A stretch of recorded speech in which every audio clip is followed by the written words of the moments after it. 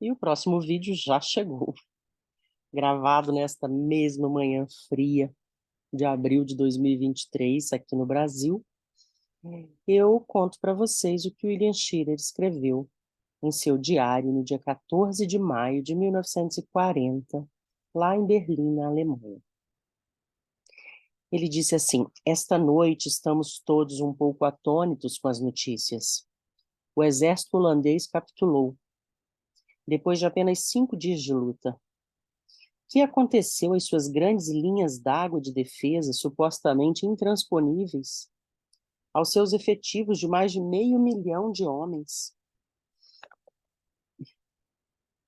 Uma hora antes de termos ciência desse fato, pelo comunicado oficial, fomos informados da queda de Roterdã. Abre aspas. Sob a tremenda pressão dos ataques dos aviões de bombardeio alemães, em mergulho, e da iminência de avanço de nossos tanques, a cidade de Roterdã capitulou, salvando-se, por essa forma, da destruição certa. Fecha aspas. Diz a notícia oficial alemã. Foi essa, aliás, a primeira notícia que tivemos de que Roterdã estava sendo bombardeada e a ponto de ser totalmente destruída. Quantos civis teriam sido mortos na cidade holandesa? Não sei. Mas não posso deixar de recordar que o próprio Hitler prometeu, entre aspas, não ordenar os bombardeios contra as populações civis. Será que a cidade, com seus 500 mil habitantes, constituía um objetivo militar de tal importância que precisasse ser destruída? Depois de romper as defesas de Liege, os alemães anunciaram esta noite que as suas tropas conseguiram levar de vencida a segunda linha das defesas belgas na área noroeste de Namur. As tropas nazistas devem estar muito próximas a Bruxelas. São os tanques e os aviões, especialmente os aviões, que estão conseguindo realizar essas façanhas. Como foram criminosos os ingleses e franceses por terem negligenciado tanto as suas forças aéreas. Já estou um pouco farto da forma pela qual o rádio alemão anuncia cada nova vitória. O programa é suspenso, ouve-se o toque de clarins. Em seguida, o locutor passa a ler o comunicado, fim do qual o coro entoa o sucesso musical do momento. Estamos marchando para a Inglaterra. Quando se trata de grande vitória, são cantados os dois hinos nacionais, o Deutschland über alle e o Horst Wessel. Berlim, 15 de maio de 40. Entre os correspondentes e os diplomatas estrangeiros em Berlim, viam-se hoje apenas caras murchas e fisionomias estupefatas. O alto comando alega que as suas tropas romperam a linha Maginot nas proximidades de Sedan, atravessando depois o Mosa, tanto em Sedan quanto entre Namur e Givet, mais para o norte. Para quem quer que tenha visto esse profundo vale do Mosa, coberto de bosques, parece impossível que os alemães o tenham atravessado tão rapidamente. Salvo se ali não existia nenhum exército para defender a margem ocidental do rio. Mas ambos os lados falam de grandes batalhas de tanques travadas a oeste do Mosa. Quase todos os meus amigos já perderam as esperanças, mas eu ainda não. Em agosto de 1914, a situação em Paris devia ter parecido mais sombria ainda, quando nada mais existia entre o exército alemão e a capital da França. Além disso, os nossos militares fazem-nos lembrar que a batalha principal não foi travada e que os alemães ainda não se encontram frente a frente com o grosso das tropas francesas e inglesas. Ademais, os belgas possuem 500 mil de homens lançados à luta. Hoje, a linha de defesa dos aliados é praticamente a seguinte: Antuérpia, Louvain, Namur, descendo então pelo Mosa até Sedan, tendo os alemães cruzado o rio em vários pontos. De Roma chegaram informações cada vez mais insistentes dizendo que agora que a Alemanha parece ter a vitória garantida, é possível que a Itália venha a entrar na guerra ainda neste fim de semana. Tess telefonou hoje cedo de Genebra, transmitindo-me essa novidade. Mais uma vez, fiz-lhe ver a necessidade de deixar a Suíça em companhia de Eileen, parecendo que, até que afinal, está disposta a isso. Ela e Mrs. V, juntamente com seus 2 filhos mais novos, atravessarão a França em direção à Espanha. Em Lisboa podem pegar o Clipper transatlântico para Nova York.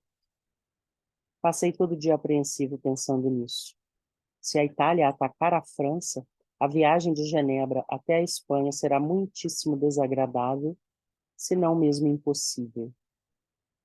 Parece que o motivo que levou os holandeses a capitular ontem foi o bombardeio verdadeiramente arrasador que os alemães desfecharam sobre Roterdã, ameaçando ainda fazer o mesmo a Utrecht e Amsterdã.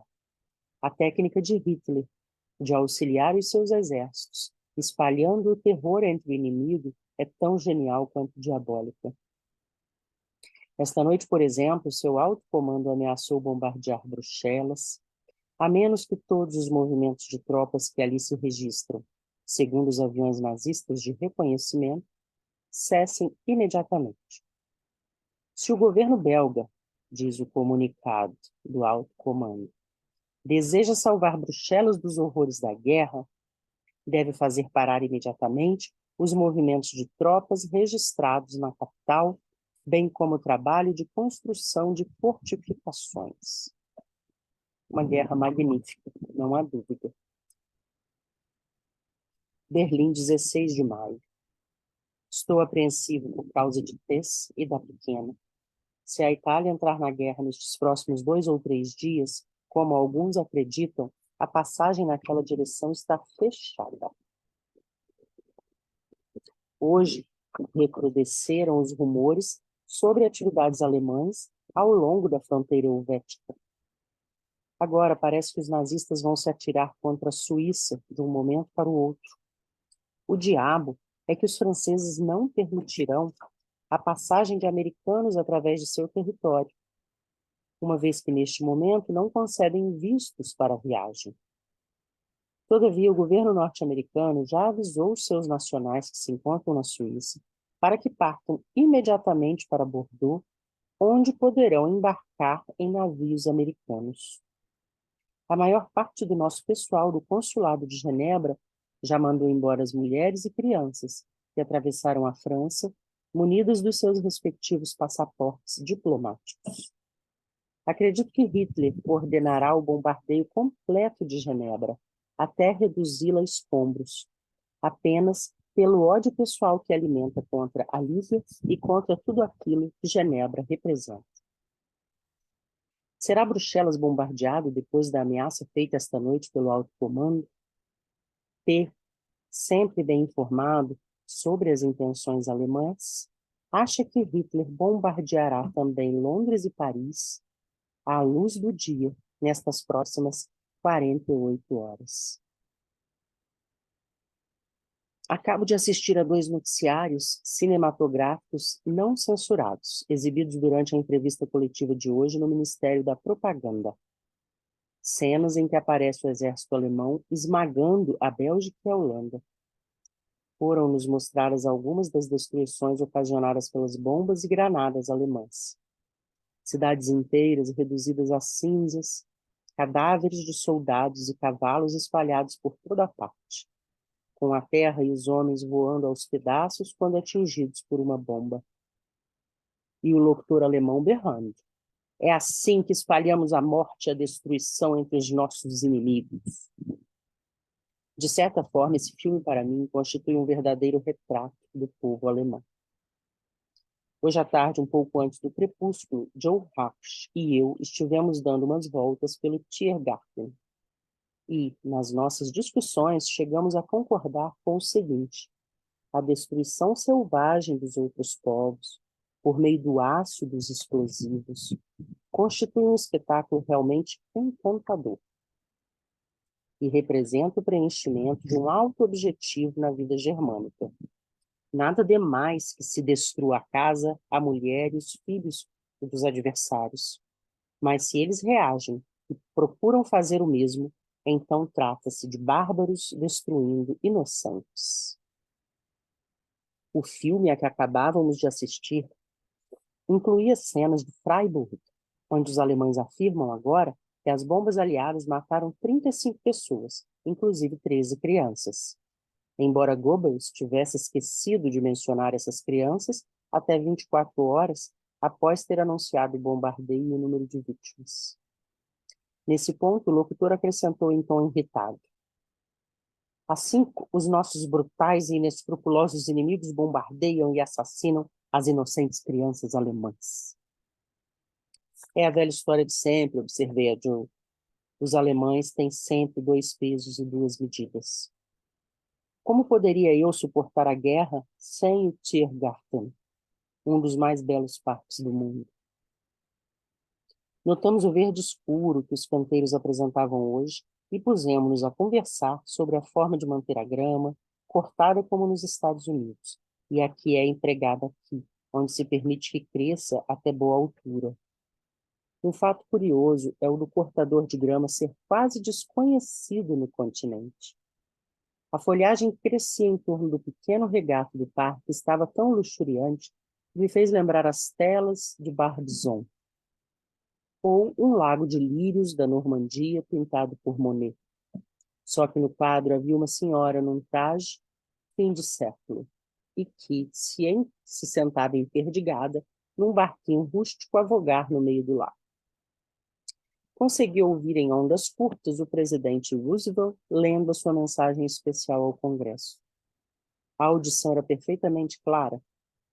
O presidente estava em grande forma, propôs a construção de 50 mil aviões por ano e a entrega imediata das encomendas feitas pelos aliados. Declarou que os alemães possuem atualmente 20 mil aparelhos, em comparação com os 10 mil dos aliados, e continuam a construí-los com maior rapidez. Isso é uma verdade indiscutível para todos nós que nos encontramos em Berlim. No entanto, quando o afirmávamos, éramos acusados de fazer a propaganda nazista. Roosevelt recebeu a maior ovação que já ouvi em qualquer cerimônia transmitida do Congresso. O fato de, afinal, os nossos compatriotas estarem acordando da cegueira em que viveram até hoje é de molde a entusiasmar-nos um pouco mais. Quanto tempo ainda se passará até entrarmos na guerra, pelo menos como principais fornecedores dos aliados, se ainda for tempo? Os alemães, por exemplo, afirmam que já é tarde demais. Segundo diz a BBC, o Herald Tribune, na sua edição de hoje, bate-se a favor da declaração de guerra à Alemanha. Isso fez com que, no jantar de hoje, alguns correspondentes americanos procurassem especular sobre as chances que nós, os que aqui se encontram, poderíamos ter para sair de território alemão quando as relações diplomáticas fossem cortadas entre os 2 países. A maioria mostrou-se inclinada a acreditar que seríamos todos internados, e nenhum de nós gostou da perspectiva. Esta noite estamos em vésperas de uma grande batalha, talvez a batalha decisiva desta guerra, que se vai abrir ao longo de uma frente de 200 quilômetros, estendendo-se de Antuérpia e passando por Namur até um ponto situado ao sul de Sedan. A impressão geral é a de que os alemães lançarão nesta batalha todos os meios de que dispõem e que são enormes. O avanço de suas tropas através do território belga parece ter sido sustado ontem, às margens do Mosa e da linha Diller, mais para o norte. Mas trata-se simplesmente de uma pausa antes do ataque final. Hitler precisa vencer essa batalha, bem como todas as demais que se ferirem dentro das próximas semanas ou meses, sem o que estará perdido. Suas possibilidades são boas, no entanto, as grandes batalhas da história, as batalhas decisivas, nem sempre foram ganhas pelos favoritos. Nós ficamos por aqui. Talvez você já tenha notado, você que chega até o fim do vídeo, que eu não tenho mais pedido que você curta este vídeo, comente, compartilhe. e se inscreva no canal. Eu decidi fazer isso quando eu percebi que todo vídeo eu pedia e eu mesma não gosto que me digam o que fazer. Eu curto se eu quiser, compartilho se eu quiser, me inscrevo no canal se eu quiser ou se eu me lembrar, né, são pedidos que a gente faz para ganhar engajamento, mas o público que talvez me acompanhe nesse canal é um público mais crítico, um público que sabe tomar decisões sozinhos e que se entender por essa questão do engajamento, vai comentar, vai curtir e tal. Mas eu acho que não é meu papel ficar aqui pedindo e só repetindo uma uma coisa que todo mundo faz, né, eu não esse canal não é monetizado e, enfim, curte se quiser, compartilhe se quiser, comente se quiser, eu gosto do comentário, gosto quando tem curtida, gosto de ter mais pessoas inscritas, mas não vou ficar pedindo isso, tá bom?